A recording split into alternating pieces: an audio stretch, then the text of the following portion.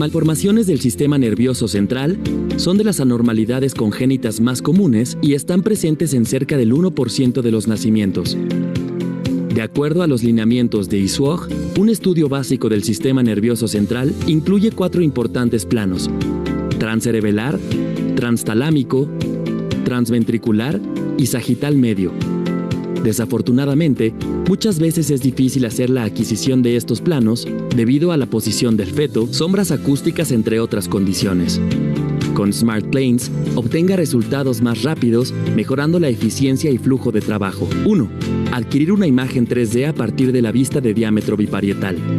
2.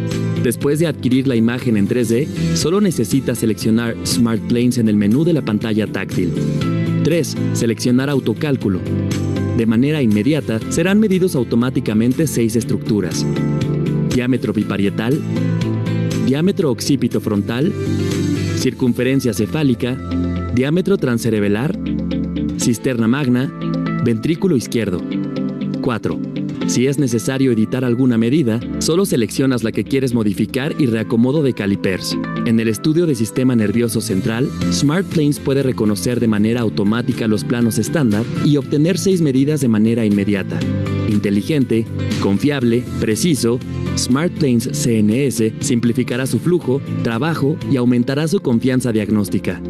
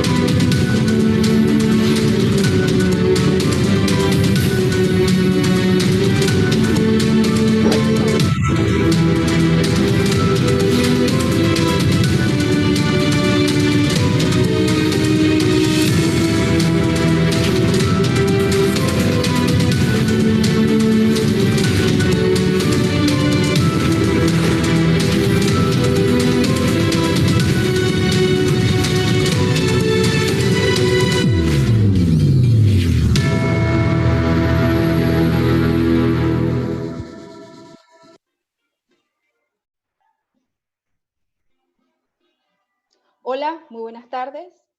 Gracias a todas las personas que están presentes en la tarde de hoy. Mi nombre es Marisela Machado.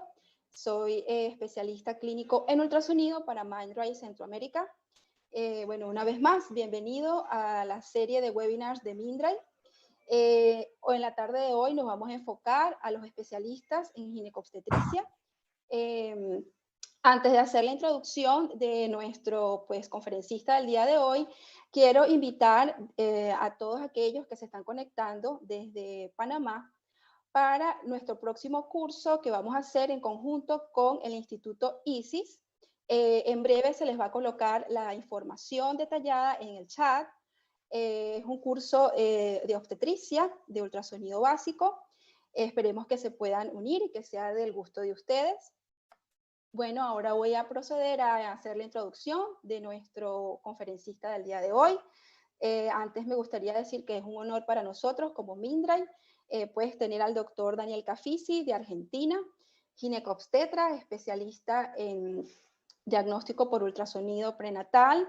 El doctor Cafisi pues es director de docencia e investigador de la Sociedad Argentina de Ultrasonografía, de Medicina y Biología, profesor de la Universidad Nacional del Noreste en Argentina y forma parte del staff de disertantes de la International Society of Ultrasound in Medicine en Londres.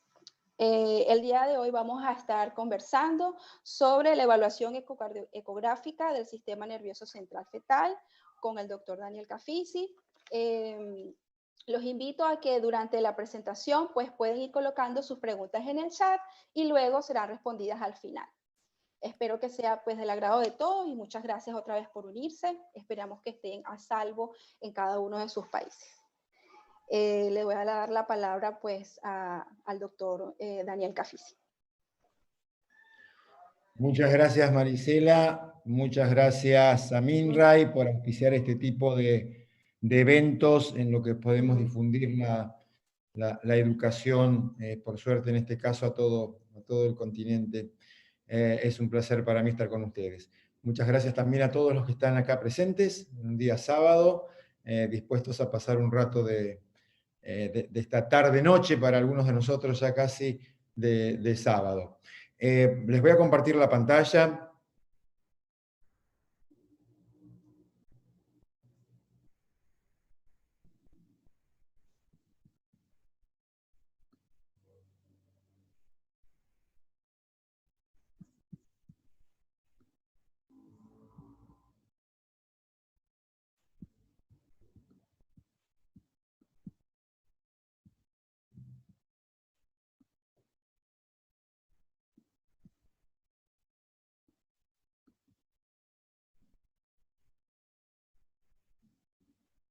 Marisela, ¿se ve bien? Correcto. Bueno, como están viendo en el título de la diapositiva, les voy a contar un poco de qué se trata la charla. Vamos a enfocarnos básicamente en los aspectos normales del sistema nervioso central. ¿Qué es lo que tengo que ver? ¿Qué es lo que tengo que ver a diario o cuando hago el estudio de la semana 2022 de anatomía fetal detallada? ¿Qué es lo que puedo ver? ¿Qué es lo que eventualmente ante algo sugestivo en lo básico, qué puedo ir a ver más allá de lo básico? ¿O cuándo tengo que derivar a una paciente para que le hagan un neurosonograma? Y finalmente, no va a ser el foco de la conferencia de hoy, pero sí vamos a demostrar a partir de los hallazgos de cada plano cuáles son las anomalías que podemos encontrar. Pero básicamente nos vamos a enfocar en hacer un buen examen para quedarnos tranquilos de que no se nos ha escapado ningún tipo de patología de un sistema a que junto con el corazón le solemos temer bastante. Uno de los particularidades y problemas que podemos tener cuando estamos evaluando el sistema nervioso central es que está en cambio permanente. Es muy distinto el cerebro que podemos ver ya a las 8 o 9 semanas. Cuando hacemos una ecografía en primer trimestre precoz, podemos ver las vesículas del feto. Hacia las 12 semanas podemos detectar ya patología como la holoprosencefalia, la cránea. Actualmente hay muchos marcadores de espina bífida en primer trimestre. Y así va evolucionando el cerebro, y nosotros hoy nos vamos a focalizar en un momento que es el segundo trimestre, pero tampoco es el momento final, porque sabemos que a partir del estudio de la semana 20-22, que es al cual nos vamos a dirigir más ahora, siguen ocurriendo cambios, sobre todo en la aparición de circunvoluciones y surcos que determinan la posibilidad de patología, que algo podemos pesquisar en la semana 20, pero que definitivamente es evolutivo, y eso es otro de los desafíos que nos presenta el cerebro. No es lo mismo a las 12 semanas, a las 20 semanas o a las 30 semanas. Y tampoco son las mismas nuestras dificultades para evaluarlo. Es importante que recordemos los planos de examen que podemos tener en el feto en general y hoy en el cerebro en particular. Y los planos de examen son básicamente tres, que después podemos modificar. Un plano axial, que es el plano que más utilizamos, y es el plano que en realidad ISUOC todavía recomienda como estudio básico. El estudio básico está limitado al plano axial.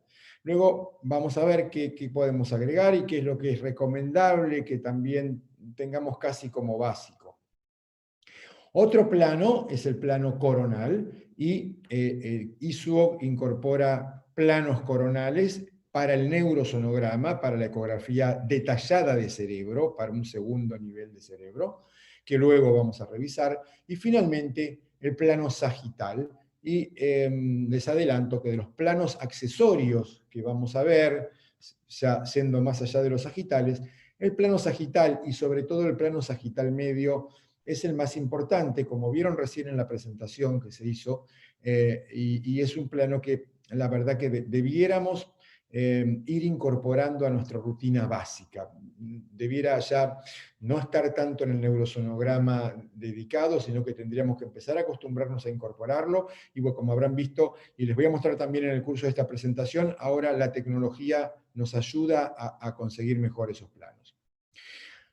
El examen básico del cerebro fetal es lo que responde a la pregunta del título: ¿qué debo ver? ¿Qué es lo que tengo que ver? Indispensablemente. En todo estudio de semana 20 a 22, yo tengo que ver 3 planos, por lo menos 2 planos. Acá les puse la edad gestacional que recomienda ISUOC. Estas imágenes son tomadas de la guía de ISUOC para respetar esa secuencia que seguimos. La metodología para el examen básico es la vía transabdominal. Los 2 planos más importantes son el transventricular y el transcerebelar. Adicionalmente, podemos incluir el transtalámico, que es de capital importancia para la biometría, pero no nos agrega mucho en cuanto a la anatomía fetal.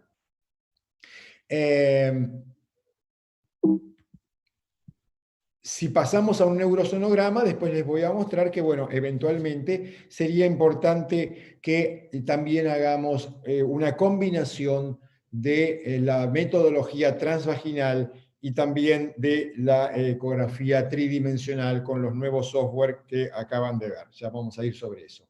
¿Qué vamos a ver en este estudio de primer básico? La morfología de la cabeza, los ventrículos laterales, el cavum septipelúcido, cavum septupellucidi, el cerebelo, el tálamo y la cisterna magna. Vamos a ir detallando cada uno de ellos ahora.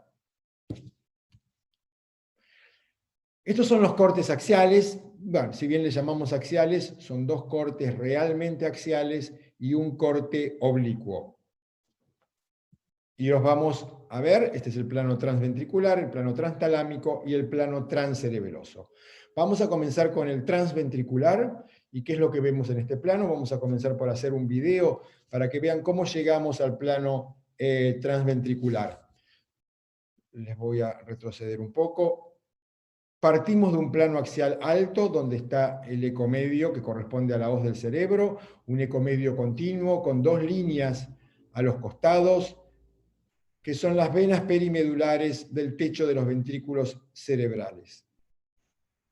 Estas 2 y el ecomedio totalmente continuo. Si vamos bajando, acá aparecen unas estructuras que luego les voy a mostrar más en detalle, que es la cisura parieto-occipital, como van a ver ustedes, punto de reparo para la medición de los ventrículos laterales a nivel del atrio. Si sigo bajando, aparece el cavum septum pellucidi, el ventrículo lateral en la porción del atrio ventricular y el cuerno posterior, con el plexo coroideo acá.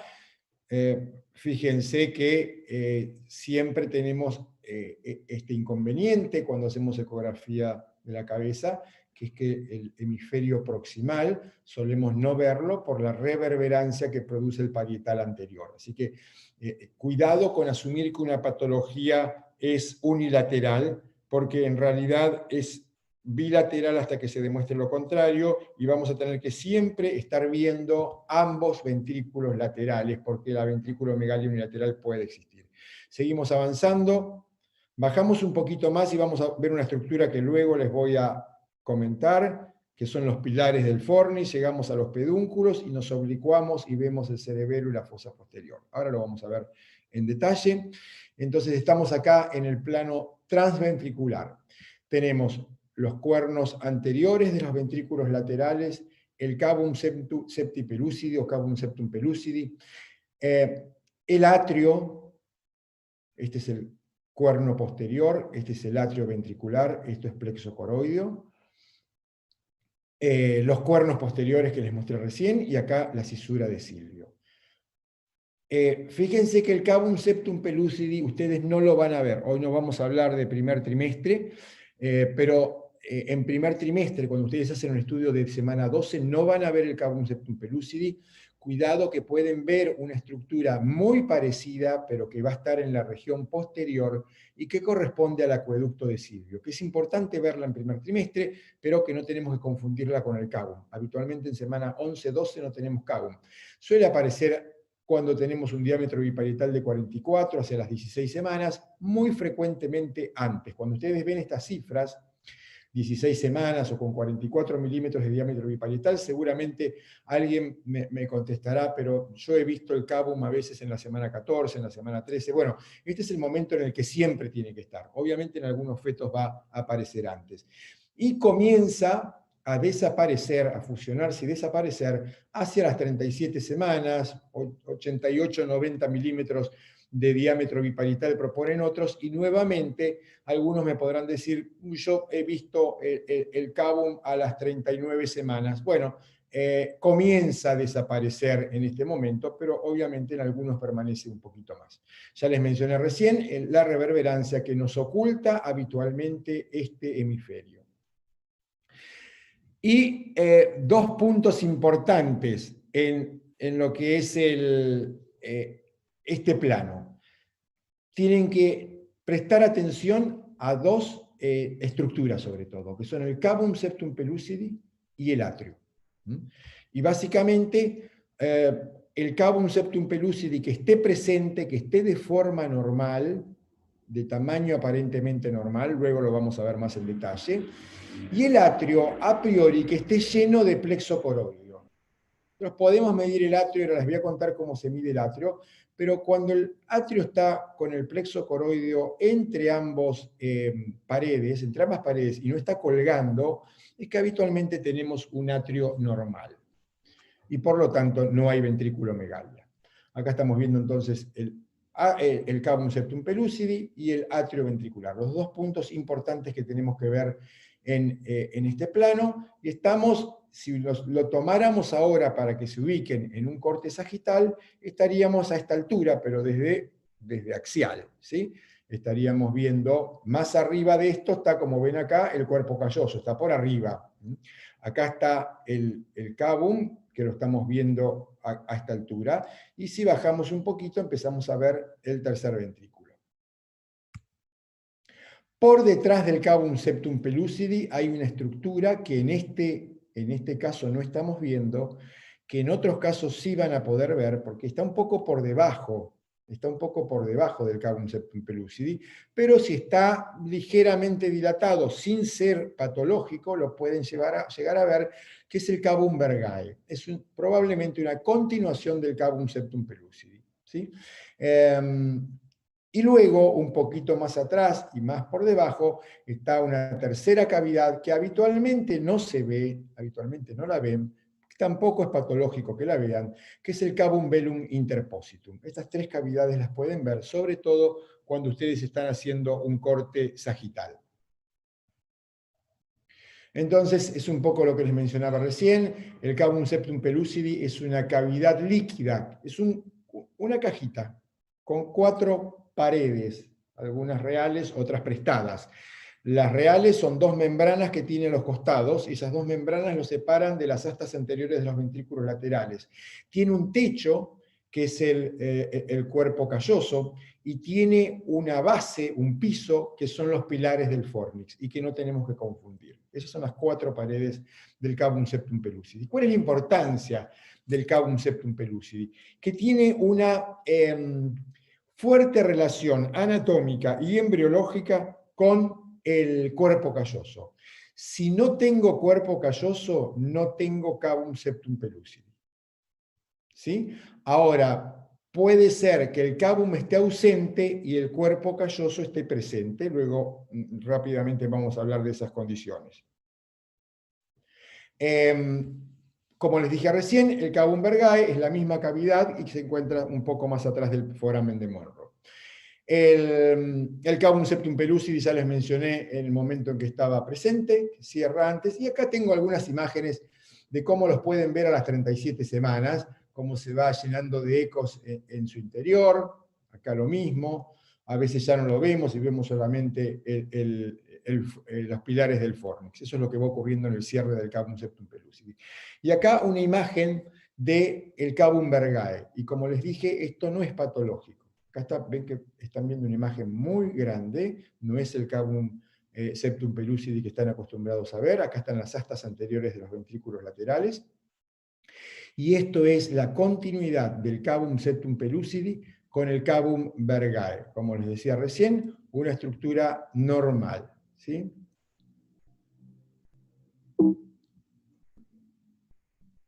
Acá un video donde les estoy mostrando.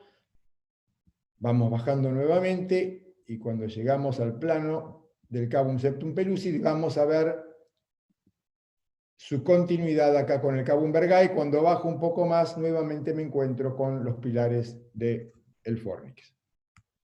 Y finalmente la imagen que les mostré recién del Cavum velum interpositi. Acá les estoy mostrando un esquema de cómo es la línea media para que se orienten, y fíjense que tienen el techo del Cavum septum pellucidi es el cuerpo calloso, el piso es el fornix, que es esta estructura que en realidad son dos pilares que en cierta porción están fusionados, por detrás y por delante son pilares, por eso también los suelen escuchar como los pilares del fornix, que es lo que está debajo del Cavum septum pellucidi, son los pilares, lo que ustedes están viendo, pero es una estructura que está como dividida, es un arco, como bien dice su palabra, porque fornix es del latín arco, ¿sí? Y es un haz el fornix corresponde a un haz de fibras nerviosas que se extienden desde los cuerpos mamilares del hipotálamo hasta el hipocampo, y que nos sirve como reparo, no nos da mucha idea de patología. Aquí estamos teniendo una imagen del fornix. Fíjense que nosotros a veces lo hemos llamado como, de manera didáctica, Cavum con 3 líneas, porque es igual al Cavum, que lo están viendo acá, pero tiene una línea más. ¿Sí? Y no lo tienen que confundir, porque si ustedes ven esta estructura y creen que están viendo el Cavum, y entonces descartan patología del cuerpo calloso, en realidad no les está dando ningún reaseguro, porque lo que ustedes tienen que verificar es que esté presente el Cavum. Dejamos el Cavum y vamos a los ventrículos laterales. Los ventrículos laterales tienen criterios que les muestro acá en esta diapositiva, pero vamos a avanzar para que se los muestre en una imagen, en honor al tiempo, no leer todo esto. Acá tienen la cita de la referencia de cómo se mide el Cavum. También pueden ingresar a la página de nuestra sociedad, donde están las guías o ecotips que le llamamos. Nuestra revista tiene acceso libre y pueden ingresar para ver la metodología de medición del atrio de los ventrículos laterales, que acá les voy a repasar con una imagen. Primero, tiene que ser un plano axial estricto, y para que sea un plano axial estricto, el ecomedio tiene que estar equidistante de ambos parietales. La línea media tiene que estar perpendicular al haz de ultrasonido. O sea, el haz de ultrasonido tiene que estar acá, en la línea media entre el frontal y el occipital. El nivel anatómico tiene que ser el correcto, y el nivel anatómico correcto lo verificamos, porque por delante podemos tener o el Cavum o también podríamos tener el fornix, y por detrás vamos a tener estas dos líneas oblicuas que corresponden a la cisterna ambiens, que hacen una suerte de B corta.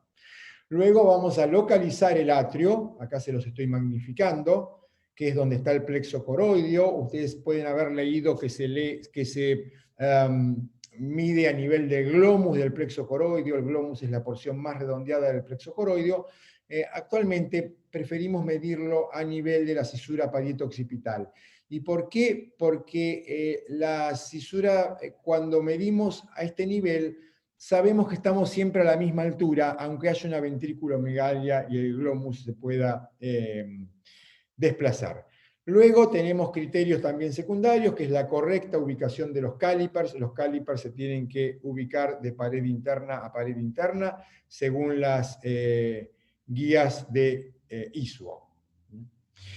En realidad, como les comenté recién, medimos a nivel de la cisura parieto-occipital, que acá la están viendo nuevamente, para que tengamos un reparo de que estamos siempre midiendo igual ante una ventrículomegalia.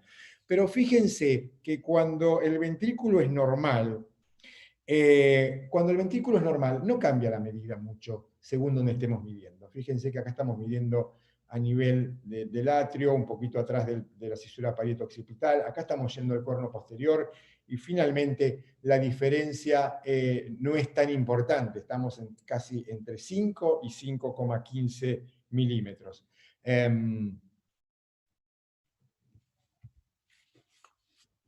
Fíjense que la otra conducta que tomamos siempre es ver ambos atrios, porque está la posibilidad de una ventrículomegalia unilateral. La reverberancia, como veían al principio, nos oculta uno de los hemisferios. Entonces, oblicuamos el transductor para poder visualizar ambos atrios ventriculares.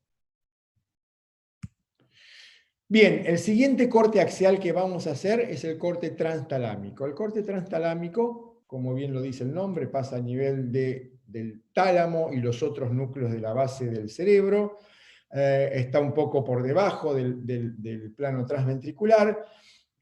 No cambia mayormente, y de hecho, si ustedes van a buscar un plano transtalámico puro en segundo trimestre, les va a costar, porque como es más pequeña la cabeza, la diferencia entre un plano y otro es tan pequeña que ustedes están mezclando un poco de cada plano.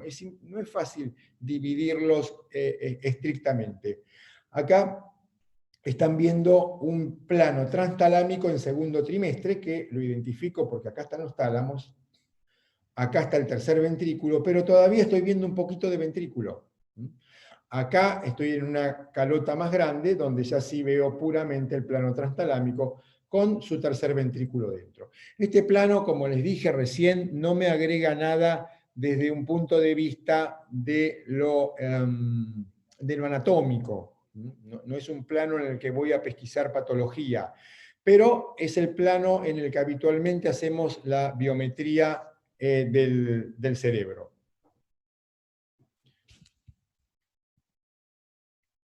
El próximo corte importante, que no podemos obviar, es el corte transcerebelar.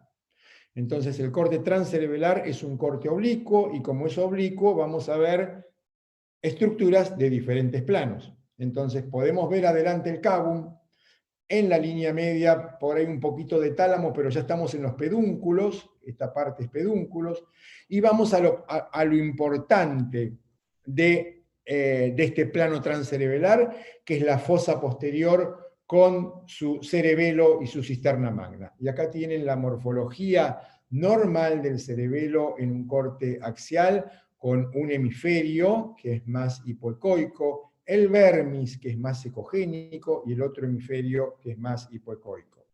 Por detrás del cerebelo está la cisterna magna, que debe medir entre 2 y 10 milímetros en el segundo trimestre, y entre la cisterna magna y la pared posterior y el occipital pueden ver estas membranitas, estos tabiques retrocerebelares.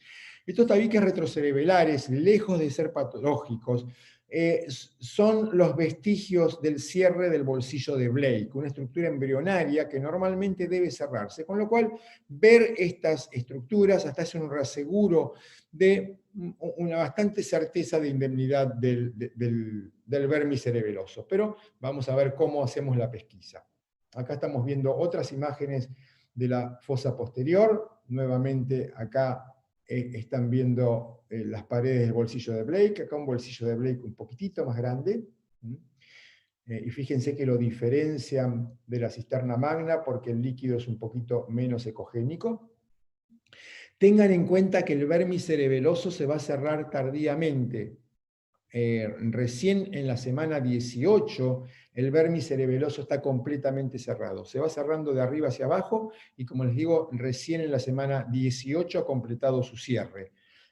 Puede comenzar antes, en la mitad de los casos va a estar cerrado entre la semana 14 y 15, pero pueden llegar a verlo abierto. Acá lo están viendo claramente abierto. Esto puede ser una imagen que ustedes tendrían en una semana 12, donde ven el cuarto ventrículo que comunica con la cisterna magna a través del bolsillo de Blake.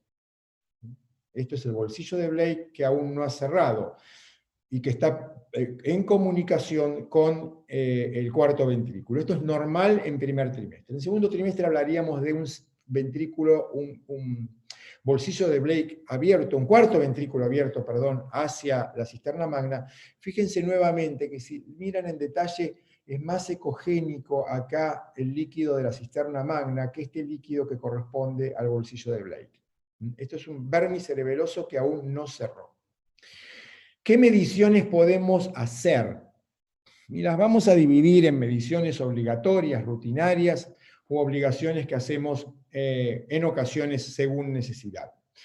Desde ya que vamos a hacer siempre la biometría cefálica tradicional, sobre todo la circunferencia cefálica. No es tema para el día de hoy, pero sabemos que a los efectos de establecer edad gestacional, sobre todo en el segundo trimestre, la importancia está dada por la biometría cefálica, que no se altera con los cambios de forma de la cabeza.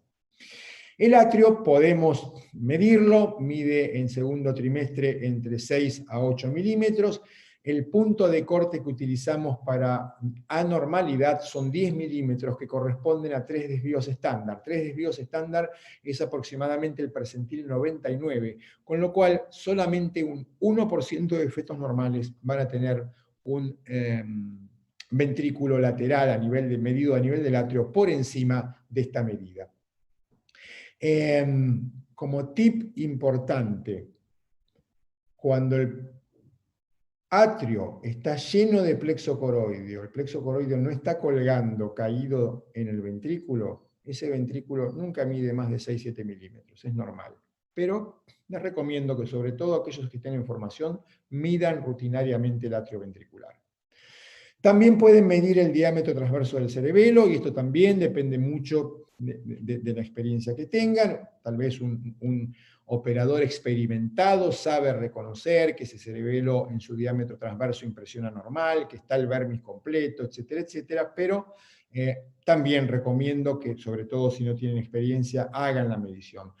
Y la cisterna magna es el gran marcador de la fosa posterior, porque mucha de la patología de la fosa posterior va a hablarnos por la cisterna magna. Y lo que nosotros vamos a ver es una mega cisterna magna, una cisterna magna de más de 10 milímetros o una cisterna magna colapsada, pequeña, en el caso de los defectos de cierre de tubo neural abiertos.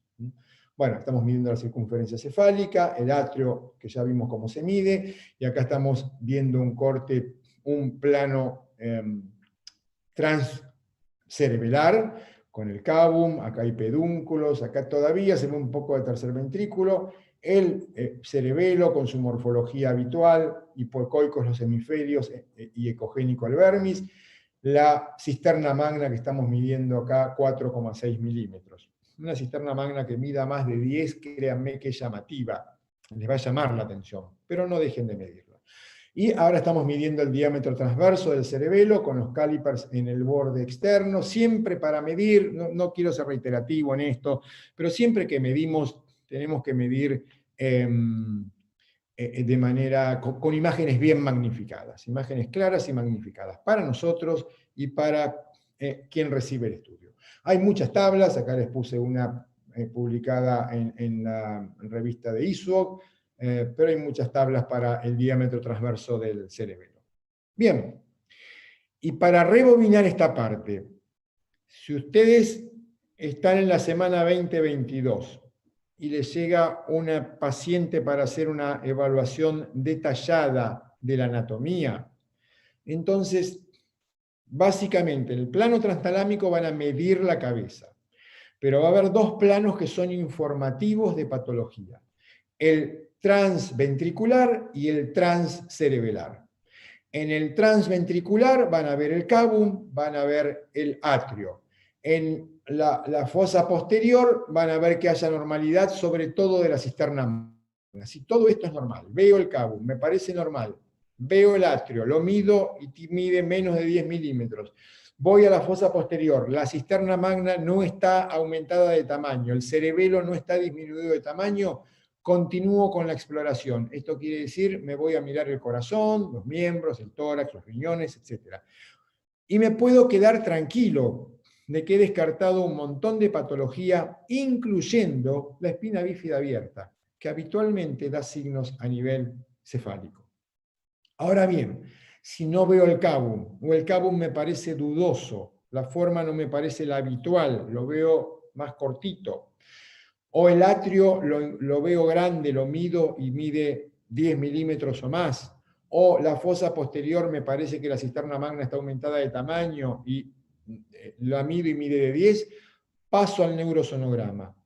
Si tengo la habilidad para hacer el neurosonograma y las herramientas, tengo buena resolución, tengo vía vaginal, recuerden que, sobre todo para los que hacen obstetricia me van a entender mejor, a veces, aunque el feto esté en pelviana, pueden modificar la posición del feto maniobrando con su mano libre y hasta eventualmente lo pueden versionar en caso de necesidad. Desde ya que si no, la ecografía, la vía transvaginal va a quedar limitada al feto que esté encefálica. Y desde ya, si contamos con herramientas de ecografía volumétrica, donde es muy importante, no nos vamos a ir de tema hoy, pero es muy importante que ustedes sepan que la ecografía volumétrica va mucho más allá de mirar una cara y de mostrar una cara, y que si ya tienen un ultrasonido volumétrico, aprendan a hacer las otras habilidades que tiene, las capacidades que tiene el sistema. ¿Qué es lo que les voy a mostrar un poco ahora? Ustedes lo vieron, los que estaban en la presentación, pero esto es lo que hace, este es un equipo de la empresa que nos está auspiciando el día de hoy, un MinRay de la gama alta, un Resona 7, con el que también tuve por suerte la oportunidad de trabajar acá en la sociedad, y vemos que en este momento estamos capturando un volumen, como capturamos cualquier volumen, solo que para ver la cara haríamos un plano sagital y acá estamos haciendo un plano axial. Y cuando ustedes accionan los botones que les mostraron en la presentación, nos va a devolver los 3 planos que necesitamos. Hay 2 planos que, como les dije recién, son vitales, el plano transventricular y el plano transcerebelar.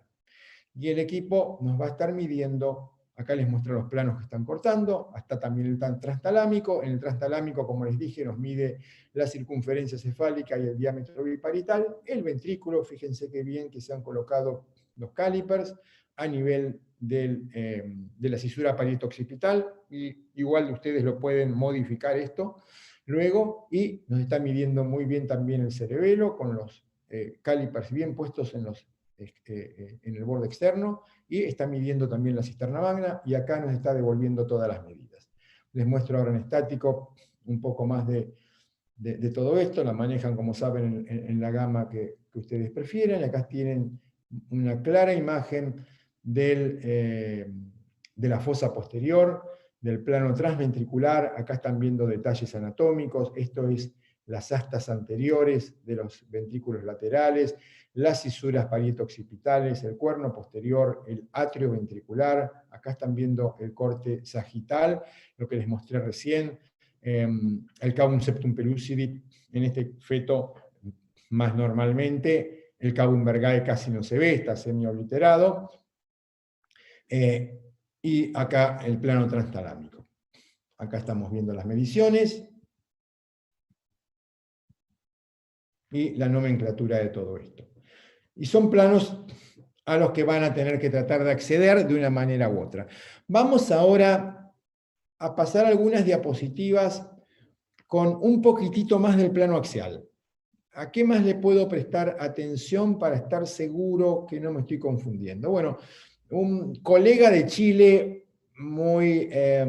que ha publicado un montón, una persona muy brillante, es el Caco Viñals o Fernando Viñals, nos ha descrito lo que se conoce como complejo anterior, que es para mirar un poquito más detalle el área del cabum.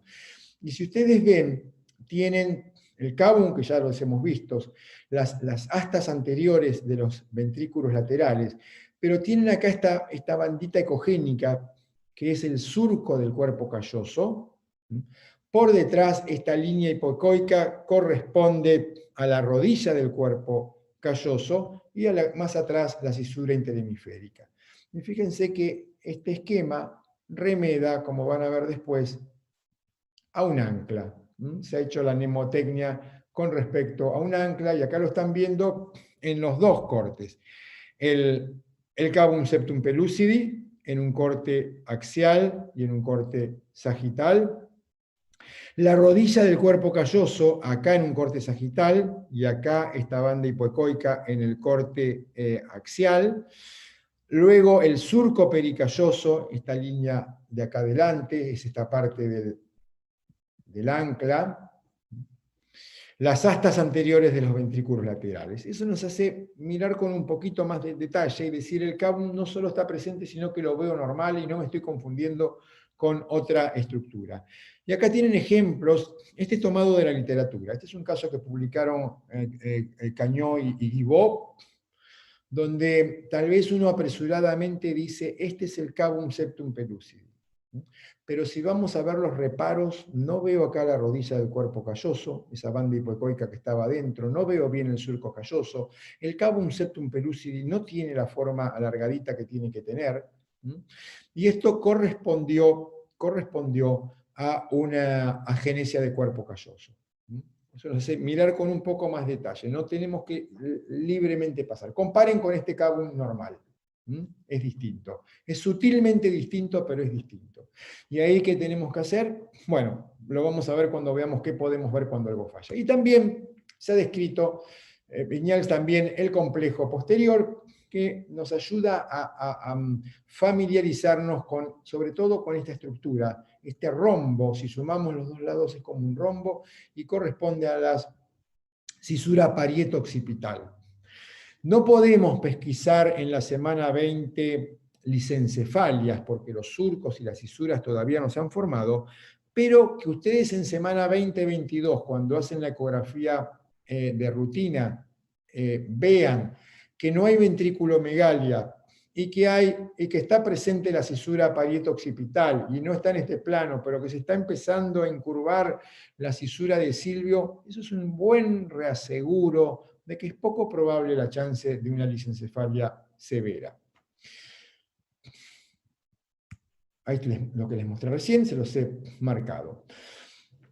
Me interesa que presten atención a esto, porque he recibido consultas por agenesia del vermis inferior o vermis hipoplásico. Cuando ustedes ven, según la oblicuidad que le den al corte transcerebeloso, pueden llegar a ver el cuarto ventrículo, que está dividido de la cisterna magna por el vermis, ¿sí? Pero abajo hay una comunicación, que es la apertura del foramen de Magendie, una comunicación muy pequeñita, que corresponde, como les digo, a lo que se conoce como metápora o apertura media del cuarto ventrículo o el foramen de Magendie. Ahora van a ver este video, este no es mío, después les voy a mostrar uno mío, este es tomado de la literatura, ahí está la cita. Y fíjense que si ustedes van bajando en este corte axial, llegan a un punto, en este plano, en este caso está bastante amplio, donde parece que hubiese una disrupción del vermis inferior. Sin embargo, esto es un hallazgo normal. No suele ser tan manifiesto como en este caso. Ahora les voy a mostrar otro. Esto es lo que les muestro que pueden ver. Un plano axial un poquito más alto, un plano axial un poquito más bajo, y cuando llegan acá ven esta pequeña interrupción, que como ven suele ser más pequeña que las que les mostré recién. Acá lo vamos a ver en un video mío. Acá tienen un bolsillo de Blake con sus paredes, normal, no está agrandado. Si tienen dudas vamos a ver después el vermis. Y acá la cisterna magna un poquito más ecogénica. Y vamos a ver el video, y fíjense que cuando vamos llegando, vamos oblicuando y llegamos al extremo inferior, vemos una pequeña separación. Ahí está.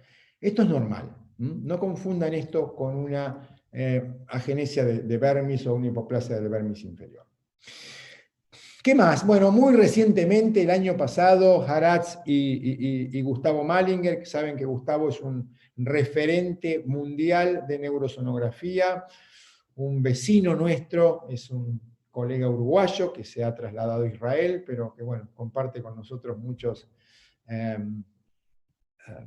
similitudes, entre ellas el mate y la forma de hablar. Ellos han descrito la medición del cuarto ventrículo en el eje longitudinal, en el eje transverso, y establecido la relación entre ambos diámetros, ¿sí? Y acá tienen el diámetro antero-posterior, el diámetro látero-lateral o transverso y la relación entre ambos. Acá normal, y nos proponen 4 casos de patología de fosa posterior, donde el cuarto ventrículo se ve, pero en todos los casos se ve alterado. La relación entre el corte longitudinal y el anteroposterior, el transverso y el anteroposterior, está alterada, sobre todo a expensas de una disminución de este diámetro lateral. No lo estamos midiendo en la rutina, pero se los comento porque puede ser un agregado ante la sospecha de patología de fosa posterior. Bueno, dejamos los planos axiales y nos vamos al corte sagital, o a los cortes sagitales y a los cortes coronales. Y como les dije antes, hay un plano por excelencia. Estos son los cortes que muestra ISUOC, son 3 cortes sagitales y 4 cortes coronales, perdón. Y acá tienen el corte sagital medio, sin lugar a dudas el corte adicional más importante y el que les digo que sería prudente que incorporemos en la rutina a veces. Este plano sagital medio corresponde a esta imagen anatómica, donde lo que más vamos a visualizar, o lo más nos va a interesar visualizar, es el cuerpo calloso, el cavum septupellucidi y la fosa posterior, sobre todo el vermis del cerebelo. Es el plano por excelencia para ver el vermis del cerebelo, porque el vermis del cerebelo va a estar alterado particularmente.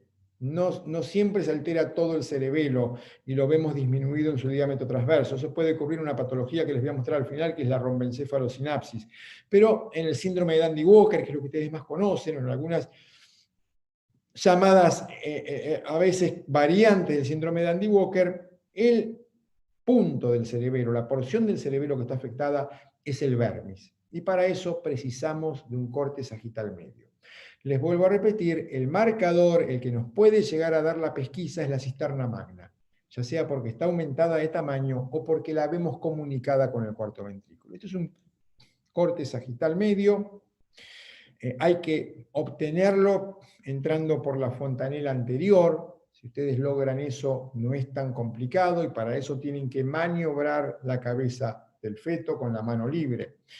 2 palabras del cuerpo calloso. Saben que son fibras de interconexión, que anatómicamente tiene 4 porciones: el rostro, la rodilla o el genu, el cuerpo, que es la porción más voluminosa, más larga, y el rodete o esplenio. El cuerpo calloso se acepta que se forma de adelante hacia atrás, con la probable excepción del rostro. Algunos proponen que se va formando desde la rodilla hasta el rodete y por último se forma el rostro. Se mieliniza de atrás hacia adelante, se comienza a formar a partir de la semana 12 y va a completar su formación hacia la semana 18. Algunas características, algunas en realidad son curiosidades. Características que lo van a ver más anecoico en el segundo trimestre que en el tercer trimestre. Lo van a ver así, más hipoecoico. ¿Por qué? Porque luego empiezan a pasar más fibras, más axones, y se hace más ecogénico. Algunas curiosidades, ahora sí: solo está presente en mamíferos placentarios, no está en especies primitivas, no está en aves, no está en reptiles, no está en peces. Tiene mayor tamaño en mujeres, definitivamente es por eso que pueden hacer muchas más cosas al mismo tiempo que nosotros. Y también se ha visto que suele ser de mayor tamaño en niños que ejecutan instrumentos musicales. Simplemente para darle un toque de curiosidad de interés a la charla. Y acá lo están viendo el cuerpo calloso con sus porciones. Están viendo acá, estamos viendo una imagen que nos muestra todo el cuerpo calloso, nos muestra el tronco cerebral, el cuarto ventrículo y el cerebelo. Y acá le estoy marcando el rostro, la rodilla, el cuerpo y el esplenio. Es un cuerpo calloso completo. Acá nuevamente les muestro el tronco cerebral. Esto es el tentorio o la tienda que tiene que tener este eje, se va hacia el occipital, no tiene que estar elevado. El cerebelo, que ahora les voy a mostrar algunos detalles, y el lugar donde el tronco cerebral impacta, acá el cuarto ventrículo impacta acá, esto se conoce como fastigio. Esto es lo que les decía recién, hay que, para poder ver el cerebelo, el eje sagital medio, fíjense que ustedes están viendo un perfil, pero no logran ver, porque no están entrando bien por la fontanela, entonces van a tener que hacer con la mano libre, sobre todo si está en pelviana, es más fácil en ese caso, le presionan el occipital al feto para que haga una maniobra de saludo. El feto como hace un saludo de teatro, y ustedes logran entrar por la fontanela anterior, y fíjense cómo va a cambiar ahora la imagen. Ahora le voy a presionar desde acá la calota para que haga el saludo. Ahí. Y cuando el feto me saluda, perdón,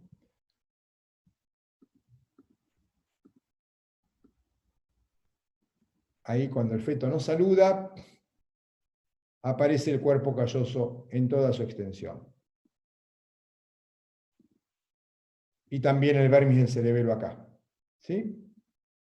O sea que siempre apoyarnos con la otra mano. Están descritas mediciones del cuerpo calloso desde la porción anterior de la rodilla a la porción posterior del esplenio.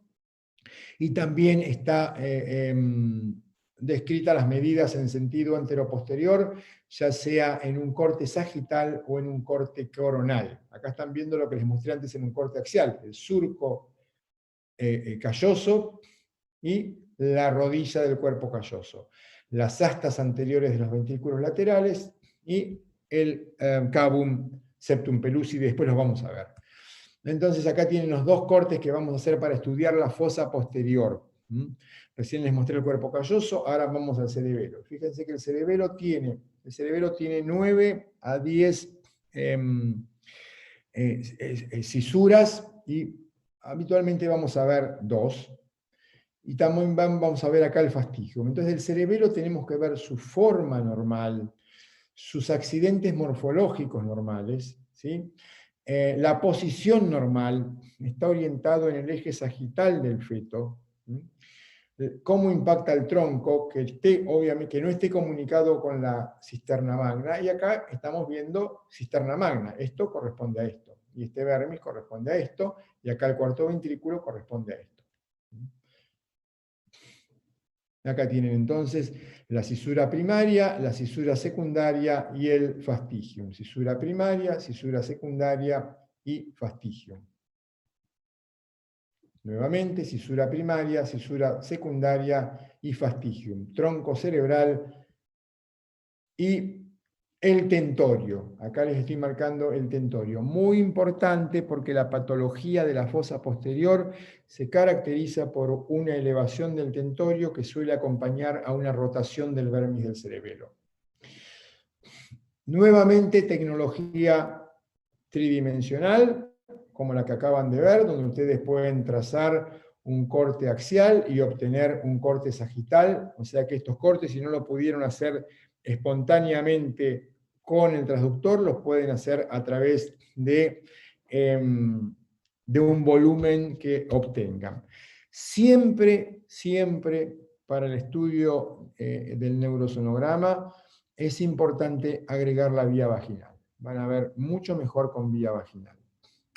¿Qué medición podemos hacer acá? Podemos medir dos ángulos que ha descrito Volpe y Palladini en la revista Blanca, en la revista de ISO. Y fíjense esta imagen donde estamos viendo el tronco cerebral, el cerebelo y el tentorio, y trazamos una línea a nivel del tronco cerebral, y la segunda línea a nivel del vermis del cerebelo. Y se forma entonces el primer ángulo, que es el ángulo tronco vermiano, y que habitualmente debe medir menos de 18 grados.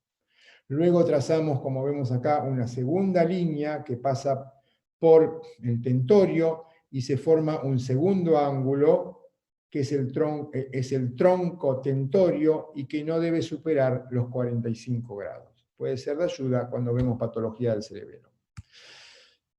El corte que vimos recién es el sagital medio, pero pueden hacer cortes parasagitales. Los cortes parasagitales son de interés para ver el ventrículo lateral, para ver plexo coroideo, para ver tejido periventricular y ver calcificaciones periventriculares en infecciones, por ejemplo, para ver hemorragias periventriculares, y también de importancia para ver la corteza. La corteza en este momento no habla mucho, es una corteza lisa, pero en un feto de mayor edad gestacional esperamos ver cambios en la corteza si es que no tiene una lisencefalia.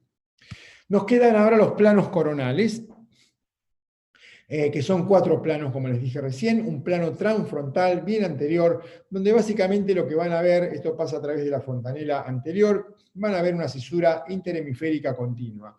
¿Qué les puede dar esto? Bueno, esta cisura interhemisférica va a estar discontinuada en una holoprosencefalia, pero el diagnóstico, como van a ver luego cuando hagamos un breve repaso de patología, en los últimos 10 minutos, el diagnóstico ya lo hicieron en un plano axial. O sea que no les agrega mucho.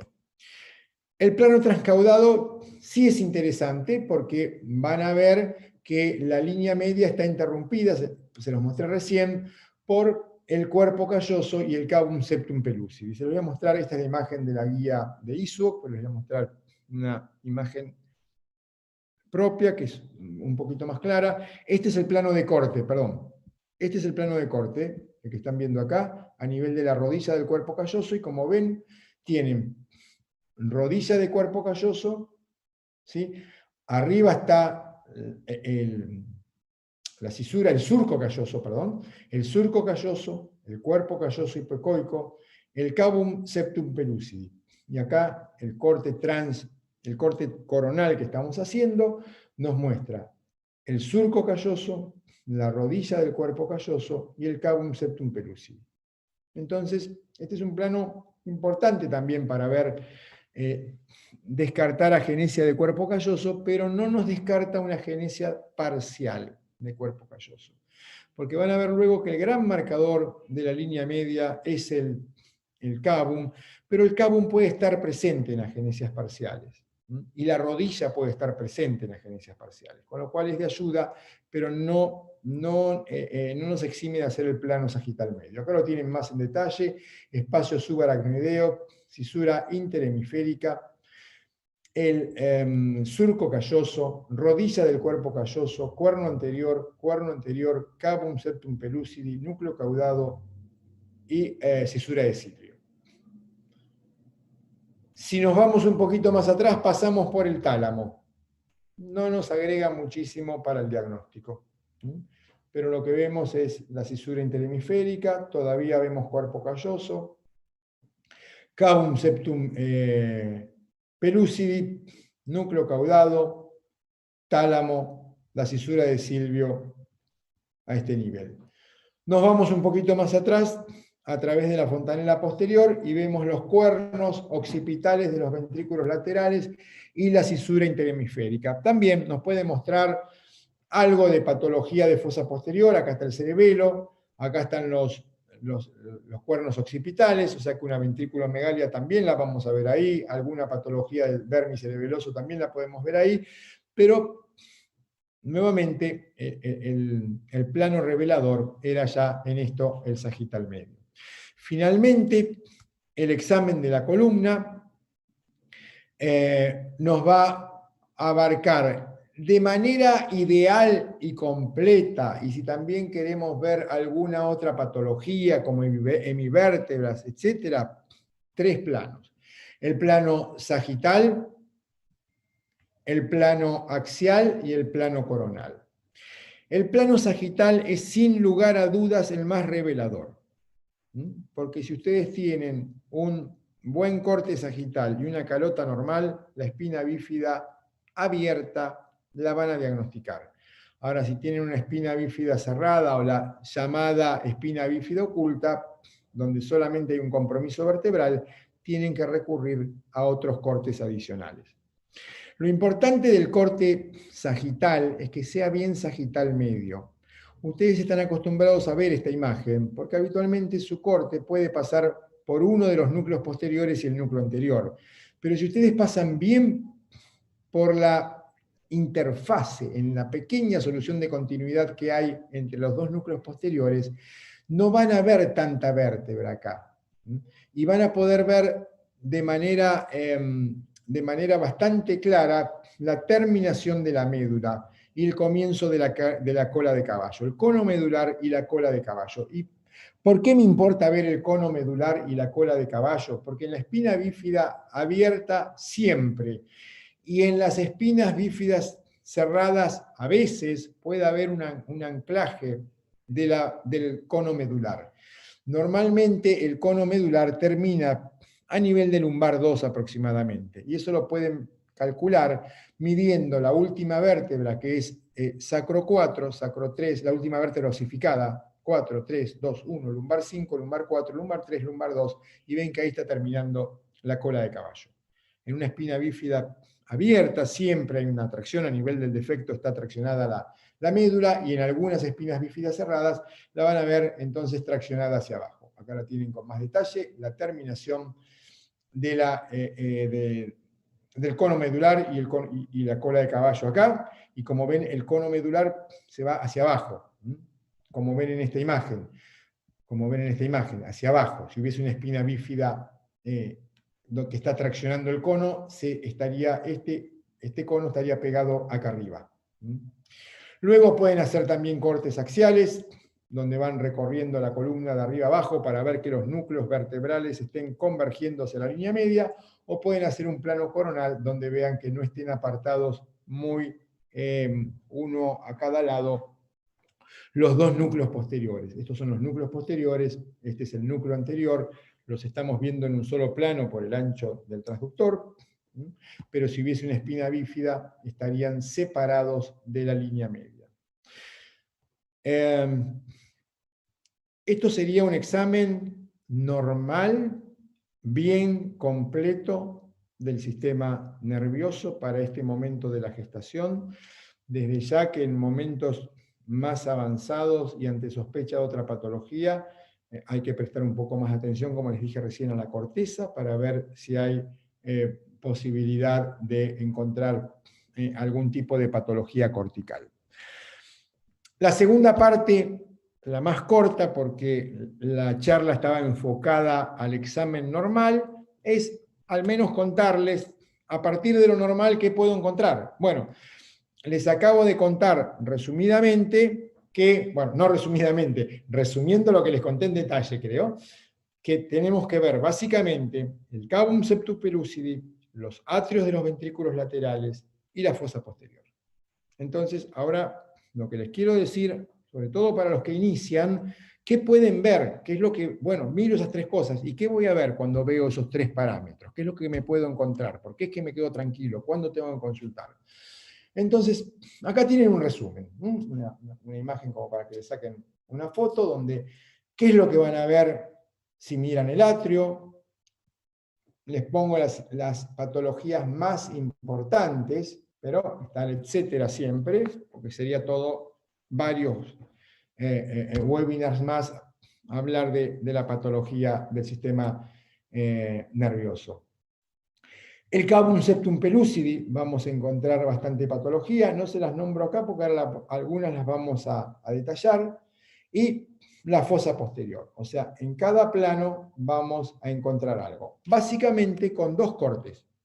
El transtalámico es otro plano axial que les dije, pero que sirve solamente para la biometría. Obviamente que Les estoy colocando acá dos planos, pero cuando veamos una alteración en el atrio, en el cavum o en la fosa posterior, vamos a completar con otros planos adicionales.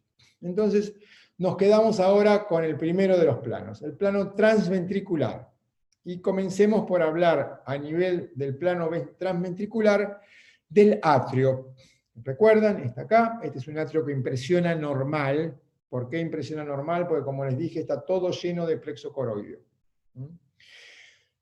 Ahora, si este atrio estuviese aumentado, como vamos a ver en la próxima diapositiva, podríamos sospechar, sin lugar a dudas, un defecto de cierre de tubo neural, una espina bífida, un cefalocele,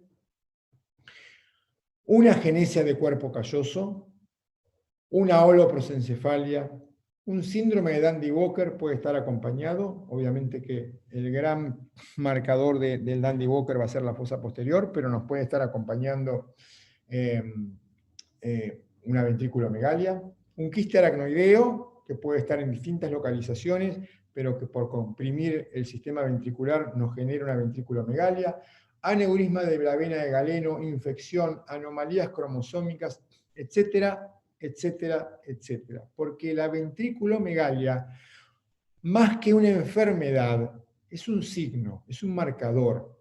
No hay una enfermedad hidrocefalia.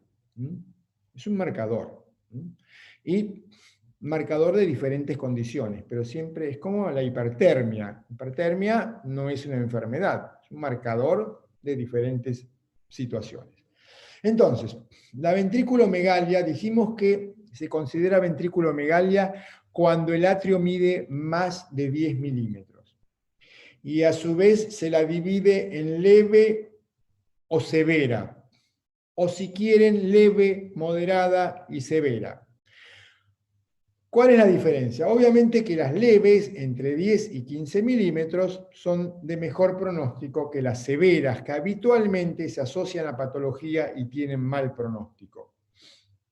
Ahora bien, dentro de las leves se ha visto que las que tienen un tamaño de atrio entre 10 y 12 milímetros, como es este caso, y fíjense lo que les dije recién, el plexo coroideo está colgando acá, no está todo lleno de plexo coroideo. Y estamos viendo 11,7. Estas ventriculomegalias entre 10 a 12 les va mucho mejor que las de 12 a 15. Es por eso que algunos hablan de leve, moderada y severa. ¿Qué van a hacer ustedes o sugerir hacer cuando encuentren una ventriculomegalia leve?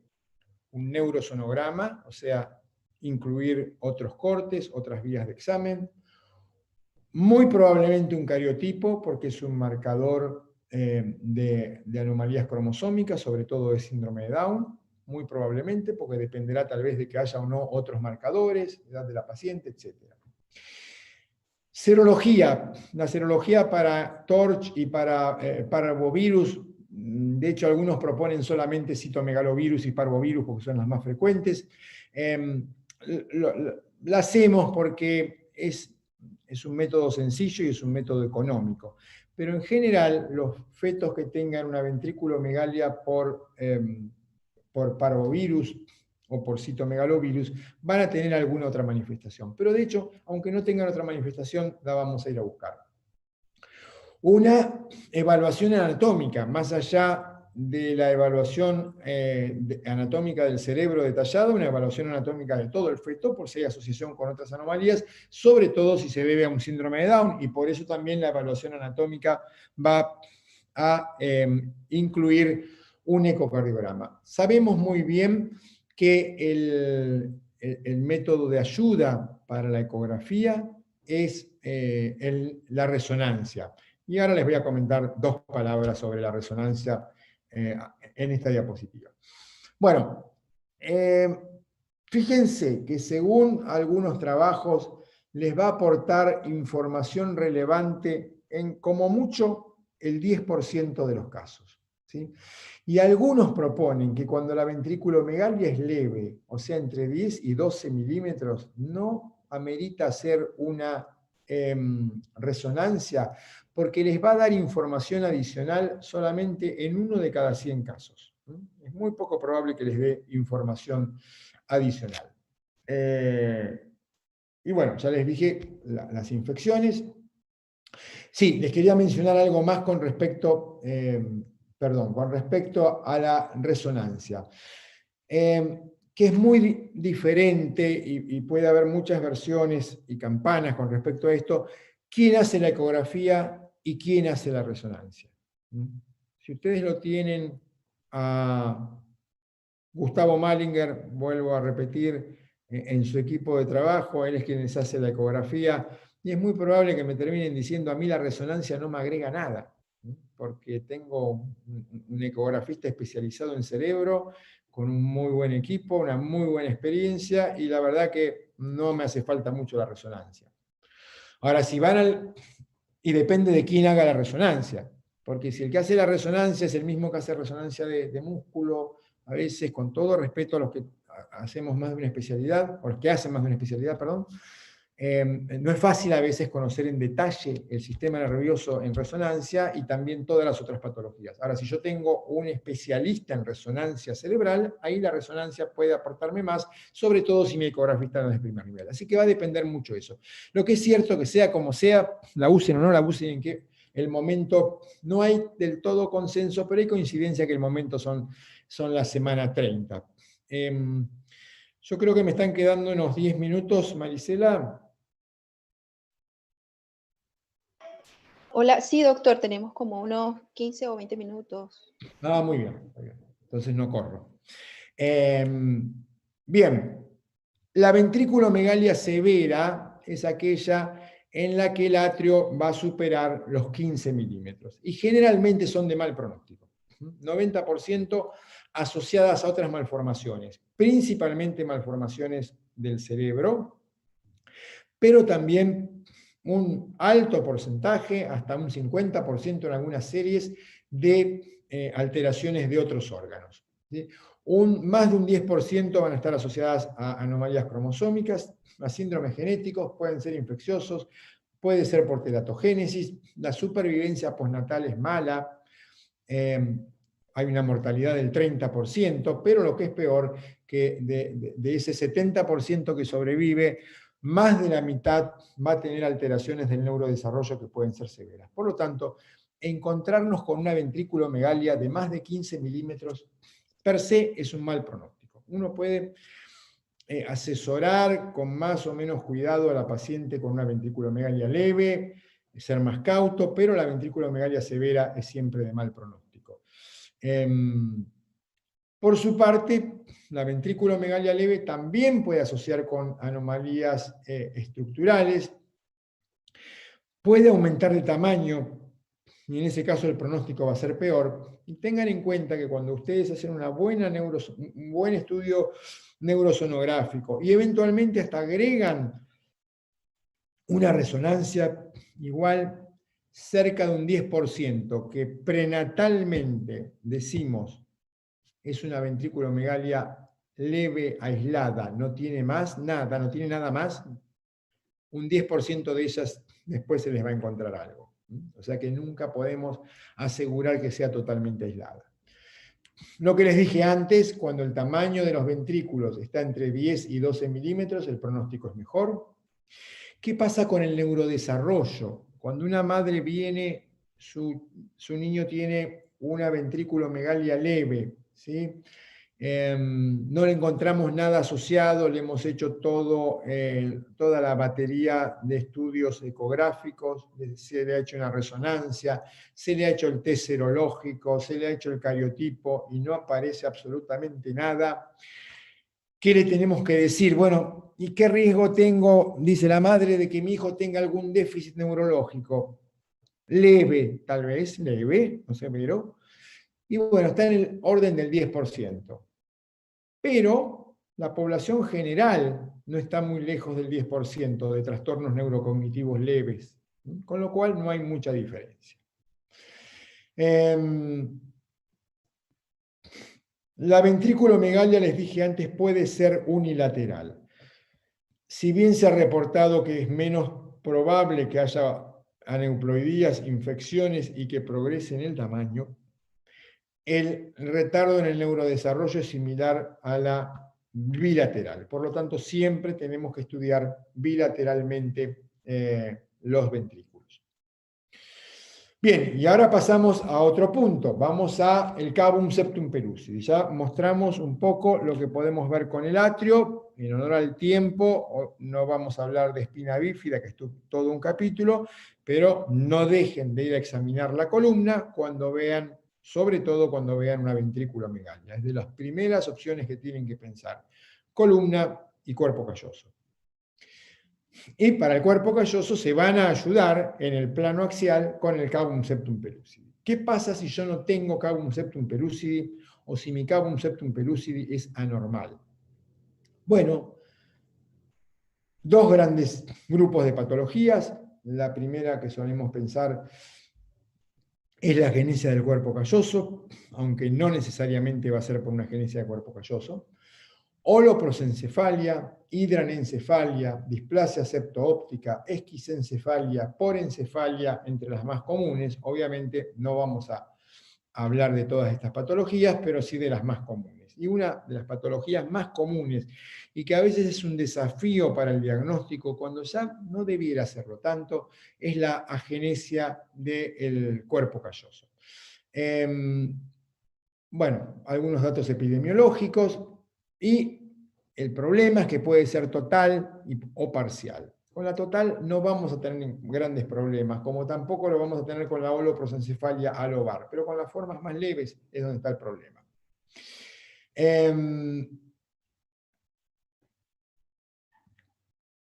Como ven acá, hubo un tiempo que los que tenemos algunos años de experiencia y trabajo, no teníamos equipos que nos mostraran la translucencia nucal, y tampoco teníamos equipos que nos mostraran el cuerpo calloso. Entonces, cuando uno enseñaba años atrás agenesia del cuerpo calloso, decíamos que, bueno, no podíamos ver el cuerpo calloso. Entonces nos basábamos en hallazgos indirectos. Hoy podemos ver el cuerpo calloso. Pero tenemos un montón de signos indirectos que ustedes van a pesquisar, sobre todo en la agenesia total. No todos, pero algunos los van a ver. El más importante es la ausencia de cavum septum pellucidi o septum pellucidi, la dilatación, elevación y a veces posicionamiento anterior del tercer ventrículo, los ventrículos separados de la línea media con disposición paralela, las astas anteriores de los ventrículos más separadas, las astas anteriores aparte terminando de manera puntiforme, un aumento de tamaño selectivo de los ventrículos laterales a nivel sobre todo de los cuernos posteriores y el atrio. Entonces, con una punta finita en el asta anterior y una cola separada, amplia, nos da una forma, una morfología en lágrima. Se conoce como colpocefalia. La dilatación ventricular en fetos con espina bífida no es por ventrículomegalia habitualmente, sino que como el cuerpo calloso no los contiene tanto, ganan espacio y se los ve un poquito más grandes a ese nivel. Si van a un corte parasagital a ver los surcos, van a ver que tiene toda una disposición en rayos de bicicleta o en peinado punk, me gustaba llamarlo a mí. Si colocan el Doppler color en un plano sagital, van a ver que no pueden ver correctamente la arteria pericallosa bordeando al cuerpo calloso. Y a veces van a poder ver un aumento de la distancia interhemisférica y van a ver tres líneas centrales porque los hemisferios se separaron un poquito de la hoz del cerebro y se forman tres líneas. No siempre van a ver todos los signos, pero hay suficientes signos. No veo cavum septum pellucidi. Miren la puntita estrecha del asta anterior, que aparte está más separada de la línea media, y el aumento de tamaño, acá hay una luz entre el plexo coroideo, la lágrima, fíjense la lágrima que se forma. No veo cavum y veo lágrima. El tercer ventrículo aumentado de tamaño, yo les mostré imágenes normales del tercer ventrículo al comienzo de la charla, que son un puntito apenas imperceptible. Nuevamente la colpocefalia. Esto que les dije que no es cavum, Puede ser que estemos acá a nivel de los fórnices o con un hemisferio un poco separado, pero el cábum tiene que tener una zona líquida central, es una caja líquida. Nuevamente ausencia de cábum y la colpocefalia, ausencia directa de cábum septum, de cuerpo calloso, y abajo no está el cábum. La disposición radiada de los surcos, y la arteria pericallosa, no está el cuerpo calloso en este plano sagital medio, y la arteria pericallosa que se va hacia arriba. Acá también en una agenesia parcial se interrumpe la arteria pericallosa.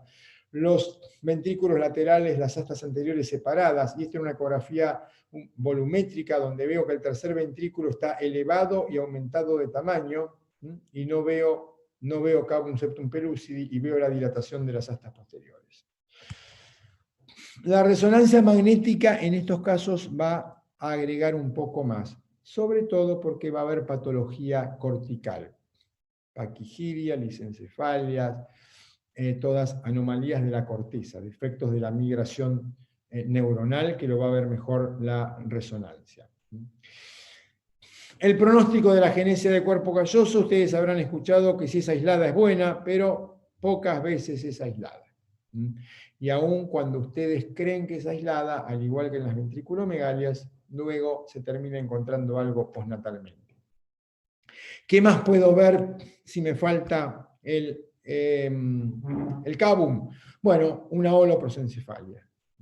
Que la holoprosencefalia, no me quiero detener en la epidemiología para no, en honor al tiempo, pero les quiero mostrar algo que sea de ayuda a ustedes, porque es difícil. La holoprosencefalia es un desafío para todo el mundo en sus formas, en sus variantes más leves. La forma alobar es muy fácil y se diagnostica en la semana 12. No es un problema la holoprosencefalia alobar, donde tienen una cavidad monoventricular y los tálamos fusionados.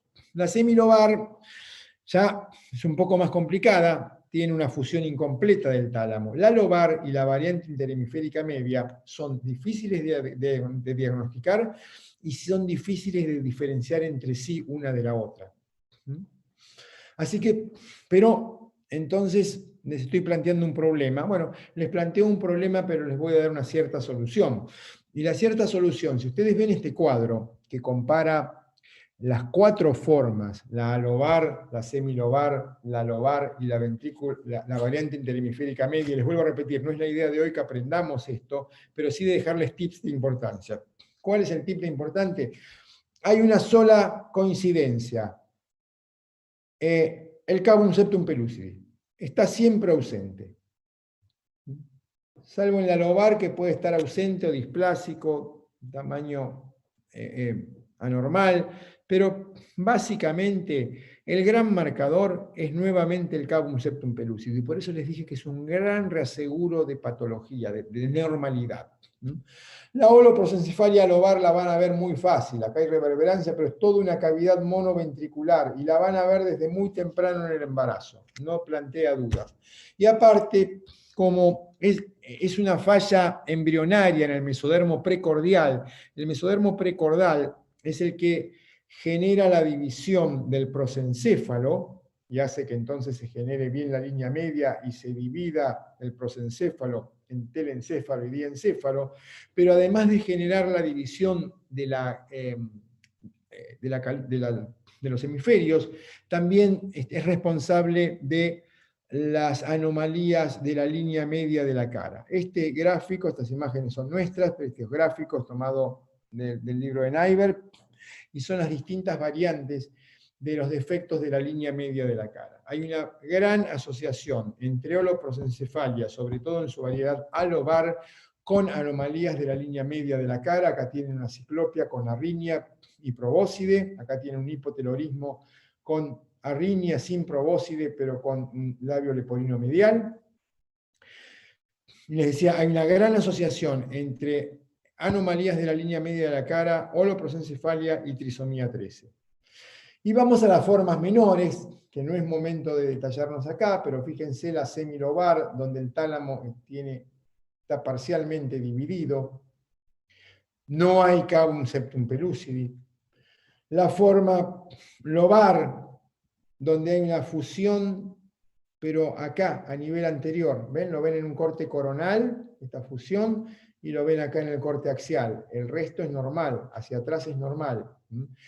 Hay ausencia de cavum septum pellucidi en la holoprosencefalia lobar. Y la variante interhemisférica media, o sin telencefalia, es bastante parecida.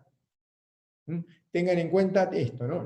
A veces la única manifestación de una holoprosencefalia lobar, puede ser que ustedes no vean la comunicación, la única manifestación puede ser la ausencia de cavum septum pellucidi. Y eso es lo fácil y lo difícil de esta patología. Que a veces es difícil identificarla, pero que tiene un gran marcador. La variante interhemisférica media es muy parecida, tiene un compromiso parietal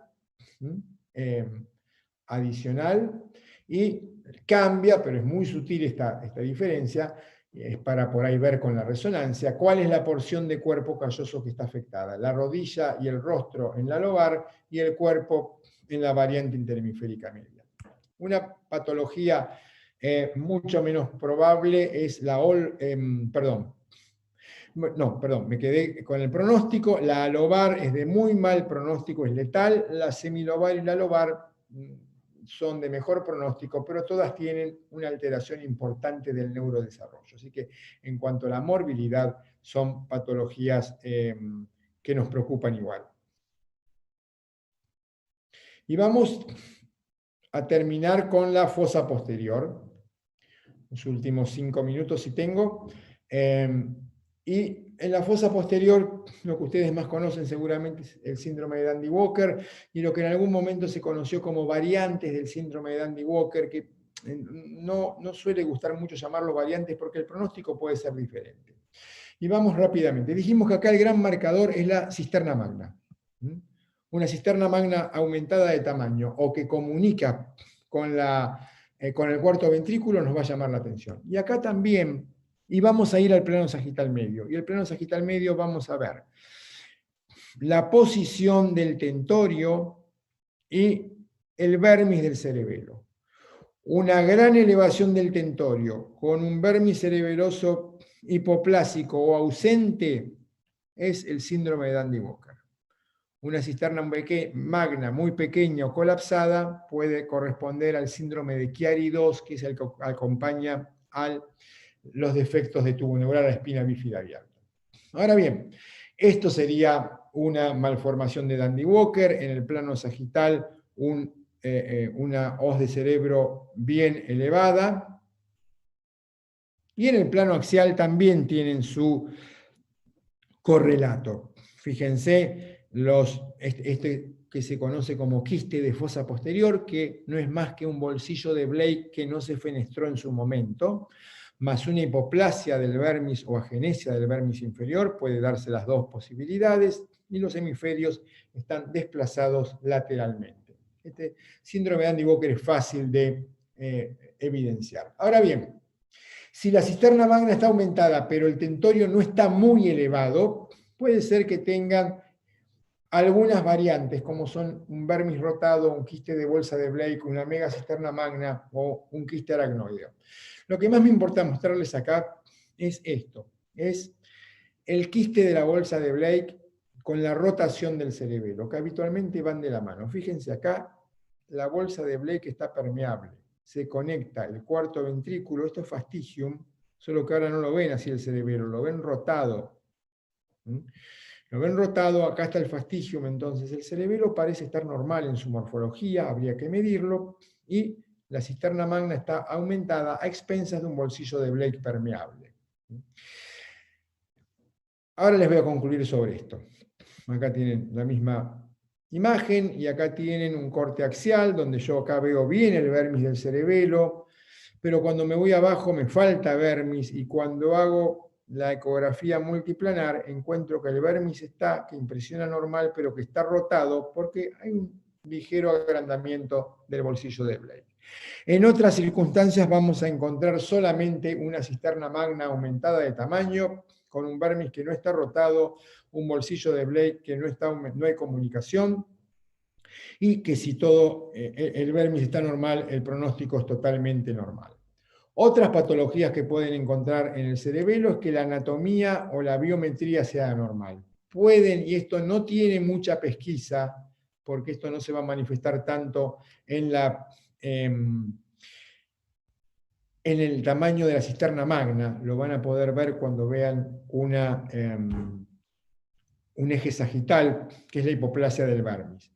Y vamos a ver después otra patología. La hipoplasia del vermis la podemos sospechar en el corte axial, pero la vamos a visualizar midiendo el vermis cerebeloso, no solamente en su diámetro transverso, que está reportado el tamaño, sino también sagital y anteroposterior, ¿sí? Entonces, el tema es este. Está disminuida la biometría del cerebelo con anatomía y ecogenicidad normal.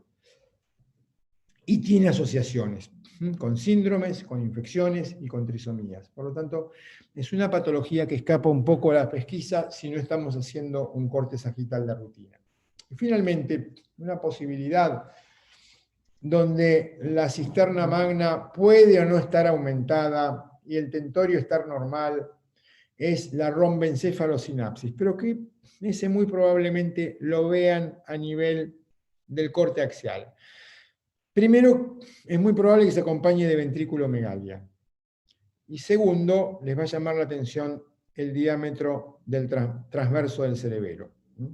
Este es un embarazo de unas 26 semanas, 25 semanas, y que tiene un cerebelo de 16 milímetros y medio. Ustedes saben que el tamaño del cerebelo, el diámetro transverso, acompaña bastante a la edad gestacional. Por lo tanto, subjetivamente, les puedo asegurar que para el que tiene experiencia ese cerebelo se ve pequeño, pero lo vamos a medir y me da que la medida es corta. Pero cuando aparte de medirlo, lo miro, fíjense que no hay vermis. Están los dos hemisferios fusionados. Esto se llama rombencefalosinapsis y es una patología muy severa, que por suerte habitualmente la pesquisamos en el corte axial. ¿Qué conexión hay? Les hablé de los ángulos. Bueno, definitivamente puede haber un cierto parentesco entre las patologías de la fosa posterior, desde donde puede pasar de un pequeño quiste de bolsa de Blake y una pequeña rotación de cerebelo con un tamaño de cerebelo normal y una morfología normal y un buen pronóstico, a el síndrome de Dandy-Walker, y pasando por algún espectro donde haya una moderada elevación del tentorio, una moderada disminución del tamaño del vermis cerebeloso, y eso da un espectro de patología de la fosa posterior, donde todavía el tema no está del todo resuelto y no está muy claro. Pero finalmente, mensaje de utilidad, les puse algunos acá y se los voy a... por ahí les agrego un poquito más. Entonces, reitero, evaluar rutinariamente el cavum septum pellucidi y ver que sea un cavum normal, no solo que esté presente. También hay reportes de agenesia de cuerpo calloso, les dije que puede estar presente el cavum, pero hay reportes que en algunos casos el cavum es un poquito más corto, más cuadrangular, no tan rectangular, y que puede ser una pista para la agenesia de cuerpo calloso. O sea que no solamente mirar que el cavum esté presente, sino que es normal. Medir, ver el atrio de los ventrículos laterales, ver que esté normal, de tamaño normal, preferentemente medirlo y que mida menos de 10 milímetros, y evaluar la fosa posterior. Como corte adicional, el plano sagital medio, sobre todo si tienen la ayuda de sistemas de software tridimensional como el que vieron, traten de incorporarlo. Traten de incorporarlo porque para la patología del vermis del cerebelo y para la patología del cuerpo calloso es de mucha importancia.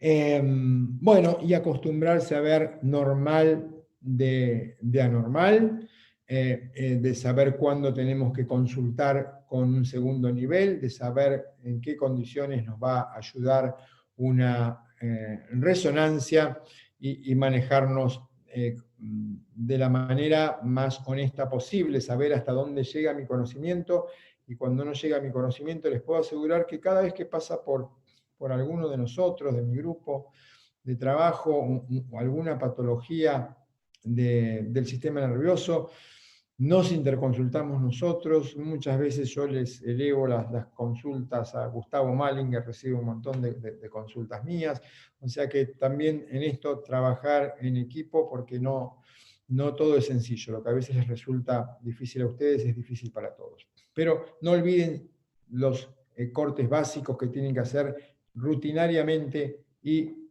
sin excepción. Así que bueno, les agradezco mucho que me hayan tolerado durante esta casi hora y media de charla. No me di cuenta, si no fuese porque tengo el reloj acá, me resultó entretenido cambiar el tenor de un día de pandemia. Así que no sé si habrá alguna pregunta, Marisela, del grupo, si tenemos tiempo para responder preguntas. Hola, doctor. Muchísimas gracias. Bueno, de verdad que brillante, como nos tienes acostumbrados. Si tenemos algunas preguntas, aquí va con la primera, pero antes de comenzar con las preguntas, quiero invitar a la audiencia a que pues por el chat nos pueden poner algún comentario, y que para las personas de Panamá pronto vamos a tener un curso de ecografía en obstetricia básico con el Instituto ISIS, y ahorita nos van a colocar todos los datos para la información en el chat. Ok, entonces vamos a comenzar con las preguntas. La primera es, ¿en qué semana o trimestre del embarazo se debe cerrar el tubo neural para evitar la espina bífida? Bueno, en realidad la osificación del tubo neural completa termina más allá del primer trimestre, pero que eso no nos llame a confusión. Hoy en día tenemos marcadores muy importantes de espina bífida en primer trimestre, que es importante que los revisen. Hoy no hubo tiempo de hablar, pero hay que ver muy bien la fosa posterior en primer trimestre para ver que estén las 3 líneas que corresponden al tronco cerebral, al cuarto ventrículo y a la cisterna magna. Y eso es una buena pesquisa para espina bífida, porque lo importante es que cuando ustedes hoy en día los fetos se pueden beneficiar de la terapia intraútero, se ha visto que mejora la motricidad, mejora la ventriculomegalia, la hidrocefalia postnatal si se los opera intraútero, pero si recién vamos a ver el feto en semana 20, 22, 23, llegamos tarde a veces para un tratamiento oportuno, mientras se lo deriva, se consigue el lugar. O sea que es muy importante que ustedes vean, estudien, me pueden consultar a través de mi correo, lo que sea, el que tenga dudas, pero es importante que aprendan a reconocer también la evaluación de primer trimestre, para que, más allá de que no se terminó de osificar el tubo neural, hay pistas para detectar espina bífida abierta en primer trimestre. No el 100% de los casos, pero van a detectar muchas, y no son tan difíciles. Cuando ustedes están midiendo una buena translucencia nucal, ahí tienen la fosa posterior. Es muy fácil de ver. Solo hay que saber que está. Ok, entonces vamos a continuar. Son unas pocas preguntas las que tenemos por aquí. Nos preguntan, dice, ¿cuál es la utilidad del diámetro biparietal modificado? Con todo respeto, no sé qué es el diámetro biparietal modificado. Okay. Pero si lo quiere aclarar o nos cuenta. Ok. Dice... No lo he visto modificado. O sea, el diámetro biparietal es el diámetro entre ambos parietales. Tal vez alguien inventó, patentó el término de modificado, o se está refiriendo a otro, al fronto occipital, otro diámetro, pero descrito en la literatura, o que esté en alguna guía, si lo quieren poner en el chat, encantado, me consultan después. Diámetro biparietal modificado, en mis años de trabajo no lo escuché nunca, es la primera vez que lo escucho. La siguiente, bueno, creo que ya dentro de la presentación habías hablado de este tema, pero nos preguntan que en qué casos la resonancia magnética pues reemplazaría a la neurosonografía. No, reemplazarla nunca. reemplazarla nunca. La primera herramienta es la neurosonografía. Y si ustedes tienen una buena neurosonografía, la resonancia les va a aportar poco, les va a aportar hallazgos adicionales. Si aparte tiene una lisencefalia, en algunos casos, pero les vuelvo a repetir, depende de la calidad de la ecografía y de la calidad de la resonancia. Ok. La siguiente preguntan cómo diferenciar pedúnculos de los tálamos. Los pedúnculos tienen una forma... Ay, me están viendo mi pantalla y no a mí. Entonces aprovecho para... Compartirla, ok. ¿Está compartida en este momento? Sí, ¿no? Creo que aún no. Bueno, no sé si quieres pasar a la próxima pregunta mientras... Ok. Ok, ¿en qué semana se puede evaluar mejor la holoprosencefalia? La holoprosencefalia alobar la van a diagnosticar en la semana 12 y es una de las patologías que se deben diagnosticar en la semana 12, casi como una cránea, no hay excusa, la tienen que ver, porque van a ver ese monoventrículo. Las otras formas son difíciles, las vamos a buscar en la semana 20-22, seguramente las que se puedan ver las vamos a ver en la semana 20-22, pero les vuelvo a repetir, la más severa y la más reportada, que es la holoprosencefalia alobar, la debemos ver en la semana 12.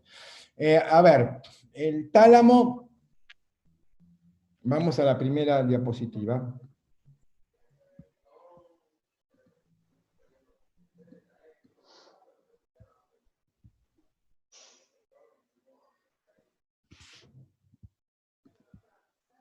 Acá está el tálamo. Es hipoecoico, redondeado, y en el medio tiene el tercer ventrículo. Si se van un poquito más para abajo, acá están los pedúnculos, tienen forma de corazón. Creo que no. Y están en diferentes planos, ¿eh? Ok, doctor, disculpe, es que no se vio cuando compartió la presentación. Ah, perdón. Perdón.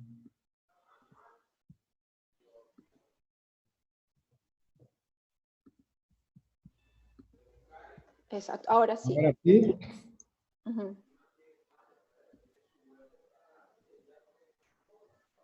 Perdón.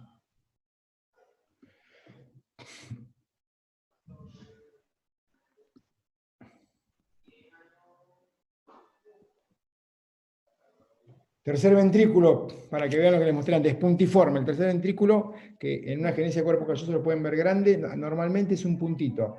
Y acá, hipoecoico los tálamos, ¿sí? Y si van un poquito más abajo, van a ver los pedúnculos que tienen forma de corazón. ¿Sí?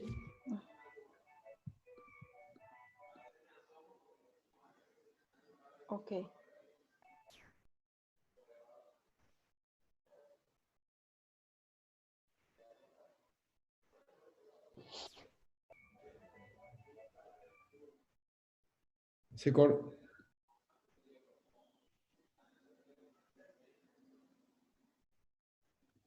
Sí, ¿me estás hablando, Maricel? Sí, Perdón. sí, estamos acá todavía. ¿Te debo una respuesta? Perdón. Seguía mostrando. Perdón, porque me sonó el timbre de mi casa. No se preocupe. Me despistaron. A ver, no sé. se preocupe. Les había mostrado, creo, el tálamo, perdónenme. El tálamo acá está bien redondo, hipoecoico, con el tercer ventrículo puntiforme en el medio. Y si bajamos un poquito más, los pedúnculos tienen forma de corazón. Ok. ¿Sí? Y están en planos diferentes. ¿Sí? Ok, listo. Sí, y no se preocupe que son cosas que pasan en cuarentena, así que todos estamos en nuestras casas igual. Acá Vamos a hijos, seguir aquí. hijos adolescentes se ¿Ah? encierran en la habitación y no escuchan el timbre. Sí. Ok, nos pregunta la doctora Melissa Penélope Tudor si tenemos diferencia entre la FUM y la sonometría, ¿cuál usamos? Es una pregunta muy amplia. Ujú. La, la mejor forma de datar un embarazo es con la ecografía de primer trimestre. O sea que si usted tiene, doctora, una ecografía de primer trimestre, esa es la edad para siempre. Si usted tiene una diferencia y nunca vio a esa paciente y llega por primera vez en la semana 20, bueno, le va a agregar a la circunferencia cefálica la longitud femoral y muy probablemente esas dos medidas, sobre todo si coinciden, estén hablando de cuál es la verdadera edad gestacional. Y después, si quedan dudas, lo seguirá con una curva de crecimiento. ¿Sí? Okay. Pero hay algo que es cierto, si la pregunta viene por el cerebelo no es lo que más usamos para datar una gestación. Puede ayudar en casos que estemos muy perdidos, pero lo importante es la cefálica y el fémur. Antes de la próxima, si es que hay otra, yo la verdad que me quedé muy atraído, aunque sea en privado o por mail, si me envían lo que es lo del DBP modificado, porque me sorprende mucho. Realmente, así que a quien hizo la pregunta con todo No, buena onda. no tengo acá el detalle, no tengo el nombre de la persona, doctor. Bueno, pero si está y me quiere contactar por mail o por acá, como sea, porque nunca lo escuché, y bueno, por ahí Okay. me entero. Ok, vamos con la siguiente. ¿Qué importancia le asigna a la medición del cuarto ventrículo como predictor de aneuploidía?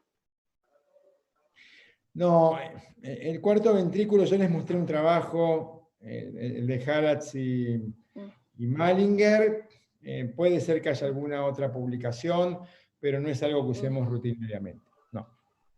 Para predicción de aneuploidías está todo escrito lo que hay hasta ahora, los marcadores de primer trimestre, translucencia y otros marcadores, y los marcadores de segundo trimestre, y no incluyen al cuarto ventrículo. Puede ser que haya algún trabajo que haya publicado, etcétera, etcétera, que como el Dandy Walker puede asociarse a algunas aneuploidías, pero convengamos que no es un marcador de elite para aneuploidías. Ok. Nos quedan unos pocos minutos para responder unas pocas más. Si quedan algunas preguntas por responder, yo creo que le pueden escribir, ¿verdad? Un email al doctor o a nosotros también y con gusto se les ayuda. Esta pregunta viene de la doctora Rocío Cardona y pregunta, ¿a qué edad se cierra el bolsillo de Blake?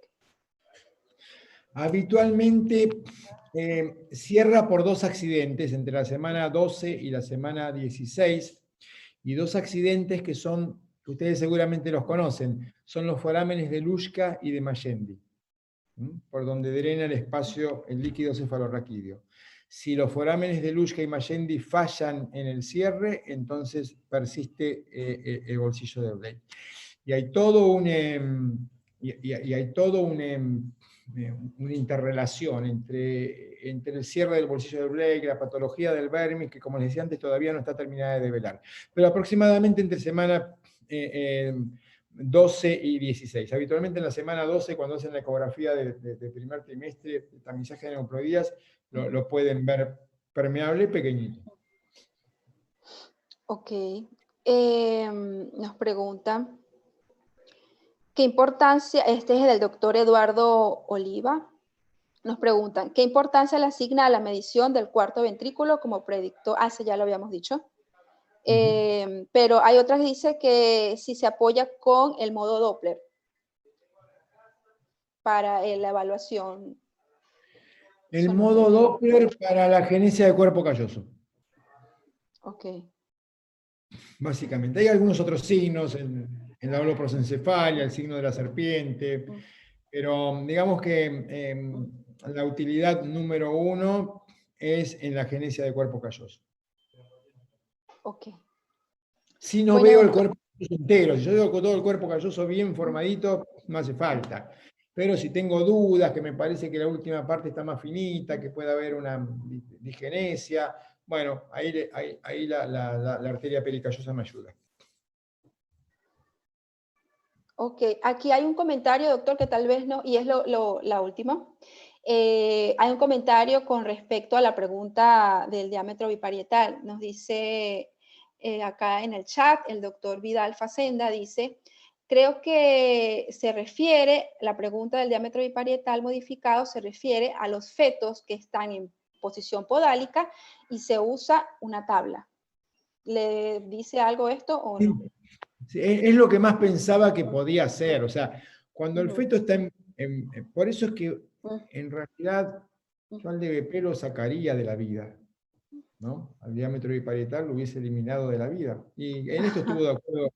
Esto lo dijo quien creó el DBP, que es el profesor Stuart Campbell, y dijo algo sobre lo que yo publiqué también, que acá un colega muy amigo me está recordando. El DBP es un sentimiento.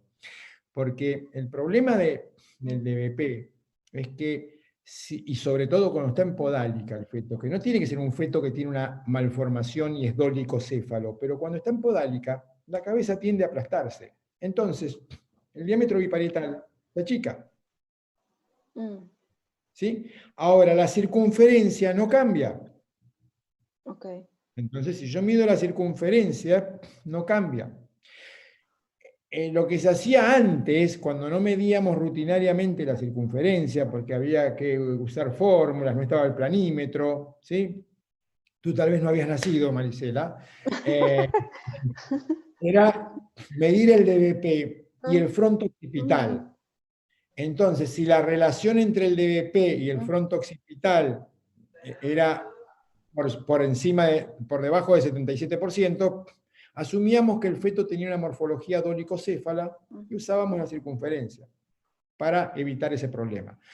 Pero ahora podríamos simplemente medir la circunferencia cefálica siempre, no hace falta, el DBP no, puede ser el DBP hasta la semana 18, es un buen, cuando la cabeza no cambia de morfología, es un buen estimador de edad gestacional. Pero si usted tiene que hacer edad gestacional en semana 22 para arriba, la circunferencia cefálica alcanza. No hay motivo para incluir el DBP. No hay motivo para incluir el DBP.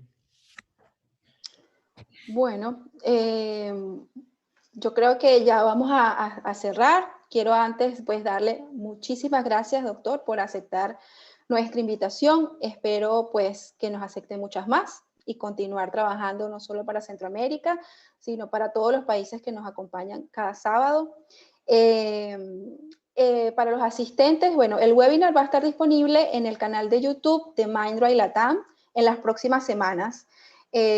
Bueno, ¿qué me queda sino invitarles a que se unan a las redes sociales de Mindray, tanto en Facebook como en Instagram, y ahí se está publicando toda la información de los webinars y de los videos posteriores. Si quieres agregar algunas palabras, doctor. Agradecerles nuevamente a ustedes. Siempre soy muy agradecido y honestamente me presto con cualquier empresa que promueva la educación. Creo que es una necesidad permanente. Saben que mi vida está dedicada básicamente a eso, a estar recorriendo un poco el país y Latinoamérica enseñando, que es algo que me genera mucho placer, lo hago con muchísimo gusto. Y nada, agradecerles a las, bueno, más de 200 personas que hubo en el webinar, haber escuchado, todos estuvieron casi hasta el final, y estoy a disposición de ustedes para cualquier consulta que me quieran hacer. Les puse el mail en las diapositivas, si no me encuentran a través de la página que es Daniel Cafisi, es fácil de encontrar, y a través de ahí me pueden consultar lo que quieran sin problema. Muchísimas gracias a todos y a Mindray en particular. Bueno, doctor, muchísimas gracias. Espero que sigas bien, que te mantengas a salvo. Y bueno, esperemos encontrarnos ya no virtual, sino en presencia en algún país para hacer otras actividades.